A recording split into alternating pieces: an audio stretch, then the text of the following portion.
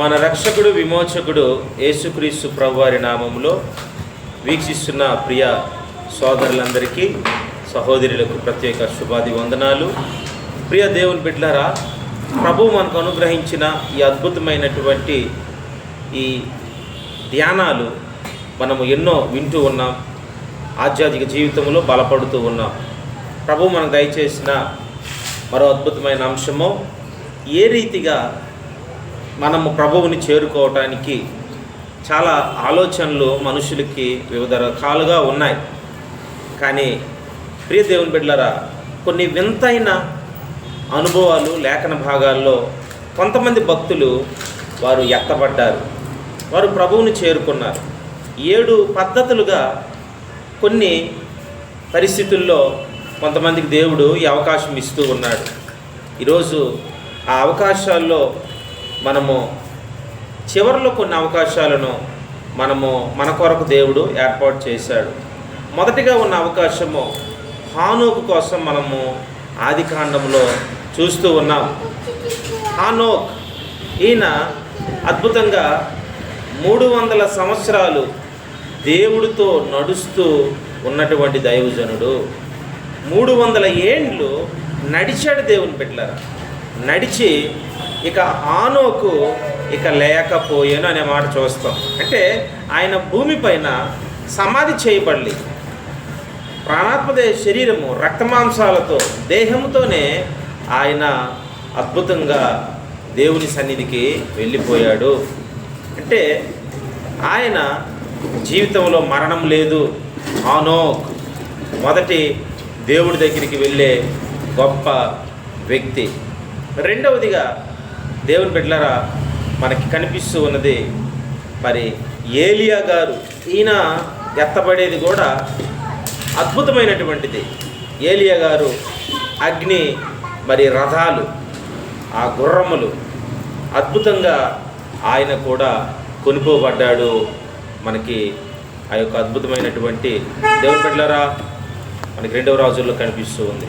ఈరోజు ఏలియా గారు, హానోకు ఈ మొదటి రాజుల్లోనూ 2వ రాజుల్లోనూ ఏలియా ఎలీషా ప్రస్తావన అద్భుతంగా వారి సేవ మనకు కనిపిస్తుంది. కానీ హానోకు తర్వాత ఏలియా గారు కూడా ఒక డిఫరెంట్గా, హానోకు గారు వెళ్ళటం అయితే తన భార్య కూడా చూడలేకపోయింది.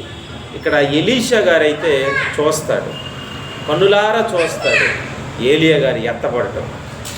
ప్రియ దేవుని బిడ్డలారా, మూడవదిగా సువార్తల్లో మనకు కనిపిస్తున్నటువంటి లాజరు, ధనవంతుడు లాజరు, ఇద్దరు వ్యక్తుల కోసం సంభాషణ. లాజరు దరిద్రమైన జీవితాన్ని కలిగి ఉన్నాడు, కానీ ఆత్మీయ జీవితం మాత్రం ఉన్నతమైన ఐశ్వర్యవంతుడిగా అతను జీవించాడు. కాబట్టి లాజరు తన జీవితం దేవుని బిడ్డలారా దేవదూతల చేత తను కొనుక్కోబడినట్లుగా, దేవదూతలు వలన అతను కొనిపోబడినట్లుగా మనం చూస్తూ ఉన్నాం. ఎంత అద్భుతమైనటువంటి ఈ యొక్క ఎత్తబడే జీవితం. అంటే మొదటిగా హానోకు, రెండవదిగా ఏలియా, మూడవదిగా ఇక్కడ లాజర్ కనిపిస్తున్నాడు. నాలుగవదిగా దేవుని బిడ్డలారా మనకు తెలుసు మోషే గారు ఇశ్రాయేలుని పాలు తేళ్లు ప్రవహించే దేశానికి, అనగా కానానుకు, ఆ పాలస్తీనా ప్రాంతానికి నడిపించడానికి, ఐగుప్తు నుంచి 430 సంవత్సరాల బానిసత్వం నుంచి విడిపించడానికి దేవాది దేవుడు మోషేను అహరోనును నాయకులుగా ఏర్పాటు చేసినప్పుడు హోరు కొండపైన అహరోను చనిపోతాడు. అయితే ఇక్కడ మోషే మాత్రం ఆయన మనకి సమాధి కనిపించదు. కానీ రూపాంతర కొండ, ఎప్పుడైతే పేతురు, యాకోబు, యోహానులను ప్రభు ఎత్తైన స్థలానికి కొండ మీదకి వెళ్ళినప్పుడు అక్కడ మాత్రము ఆ దృశ్యాన్ని చూస్తారు. ఈ దైవజనులు అయిన పేతురు, యాకోబు, యోహాను అక్కడ ప్రత్యక్షమవుతూ ఉన్నారు. మరలా ఏలియా గారు, తరువాత దేవుని బిడ్డలారా ఇదిగో మోషే గారు. ప్రభు దగ్గర అంటున్నాడు పేతురు అంటూ ఉన్నాడు, ఏలియాకు ఒక పర్ణశాల, దేవుని బిడ్డలారా ఇక్కడ మోషేకు ఒక పర్ణశాల, మరి హానోకు పర్ణశాల కట్టలేదు. అంటే మానవుల జ్ఞానము కొంత మట్టుకు మాత్రమే ఎరిగి ఉన్న పరిస్థితులు. ఆకాశం నుండి మహిమ కలిగిన స్వరము వినగానే వారు భూమికి తలపెట్టుకొని ఆర్చుకొని భయంతో వారు సాగిలిపడ్డారు.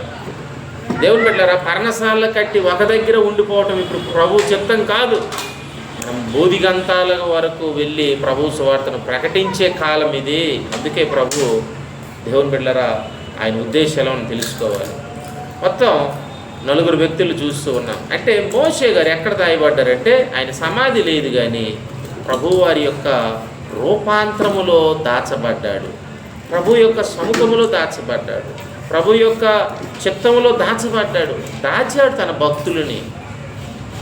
ఏలియా గారు, ఆనోక్ గారు, లాజర్ గారు ఇక్కడ మనకు కనిపిస్తుంది. 4వదిగా దేవుని బిడ్డ లాజర్ కోసం మళ్ళీ లోకసువార్తలు కూడా చెప్పబడుతుంది. అబ్రహాము రొమ్మున ఆనుకున్న లాజరు, దేవుని బిడ్డలారా, ఈరోజు లాజరు కూడా చక్కగా ఎత్తబడ్డాడు. ఇక్కడ మనకి తర్వాత 4 అయ్యారు.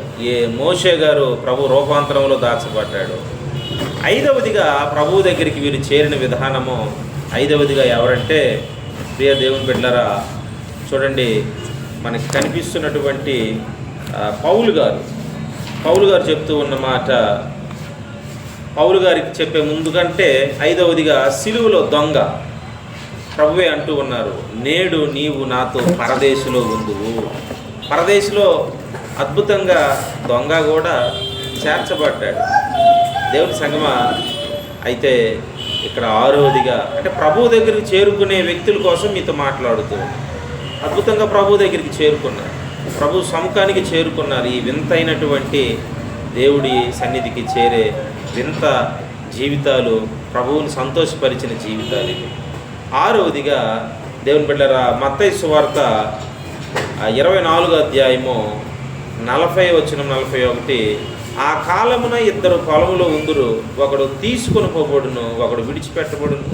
2 స్త్రీలు తిరగలి విసిరిచుందురు, ఒకటి తీసుకొని పోబడును, ఒకటి విడిచిపెట్టబడును. అంటే మంచం మీదైనా, పొలాల్లోనైనా, దేవుని బిడ్డలారా, అక్కడ కావలి కాసేవారైనా, ఇక్కడ ఉన్నటువంటి ప్రజలు 2గా ఉన్నప్పుడు ఒకరు మాత్రమే కొనిపోబడుతూ ఉన్నారు. ఒకరు మాత్రమే it will be rapture among the 2 people among the small crowd. What a wonder and what a amazing the versus. మన జీవితంలో ఈరోజు ప్రియ దేవుని బిడ్డలారా, దేవుని యొక్క ఘనమైన నామములో ఆయన బిడ్డలుగా, ఆయన సొత్తులుగా మన జీవితాలు ఎంత సంతోషం, ఎంత ఆనందం. ఇక్కడ పొలాలలో, దేవుని చిత్తములో ఎక్కడెక్కడ ఉన్నవారందరూ కూడా ఇద్దరుగా ఉన్నప్పుడు ఒకరు మాత్రము కొనిపోబడుతూ ఉన్నారంట. ఆశ్చర్యంగా 2 నిద్రపోతుంటే ఒకరు మాత్రమే, పక్కన ఉన్న వారికి కూడా తెలియట్లేదు అసలు.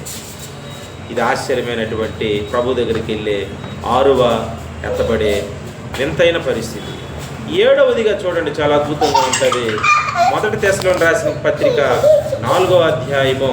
దేవుని బిడ్డలారా, మనకి 17వ వచనం కనిపిస్తుంది. 1 తెస్సలోనికీయులకు రాసిన పత్రిక 4వ అధ్యాయం 17వ వచనంలో, ఆ మీదట సజీవులమై నిలిచియుండు మనము వారితో కూడా ఏకముగా ప్రభువును ఎదుర్కొనుటకు ఆకాశ మండలమునకు మేఘముల మీద, పుట్నోట్లు ఏమనుందంటే మేఘముల యందు కొనిపోబడుదుము, కాగా మనం సదాకాలము ప్రభువుతో కూడా ఉందుము. అంటే సజీవులమై నిలిచియుండు మనము వారితో కూడా ఏకముగా ప్రభువుని ఎదుర్కొనుటకు.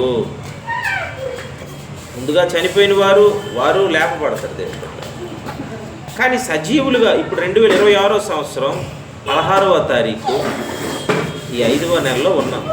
ఇప్పుడు వచ్చారనుకోండి, సజీవులుగా ఉన్న మనము ఈ దేహముతోనే, ఈ శరీరంతోనే దేవుని బిడ్డలారా మనము ఉన్న పాటున ఎత్తపడిపోతాం. అదే అంటున్నాడు. ఏమనంటే చాలా అద్భుతమైన మాట కదా, సజీవులమై నిలిచియుండు మనము వారితో కూడా ఏకముగా ప్రభువుని ఎదుర్కొనుటకు.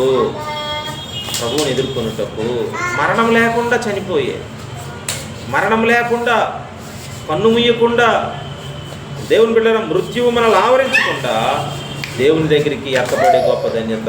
7 పద్ధతుల్లో ఈరోజు నీ జీవితం, దేవుడు నీకు ఇచ్చిన అవకాశం.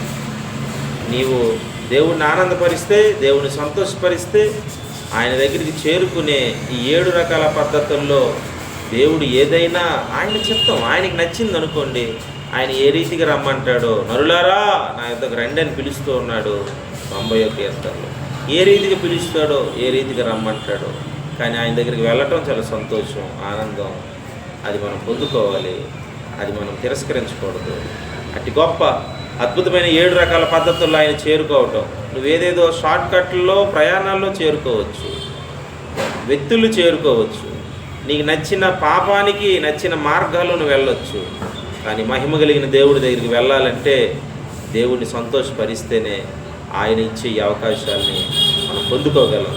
అట్టి అద్భుతమైన కృప దేవుడు మనందరికి అనుగ్రహించి ఆయన సన్నిధిలో చేరే గొప్ప కార్యాలు మన జీవితంలో జరిగినట్లుగా దేవుడు మనలందరిని దీవించి నడిపించునుగాక. ఆమేన్.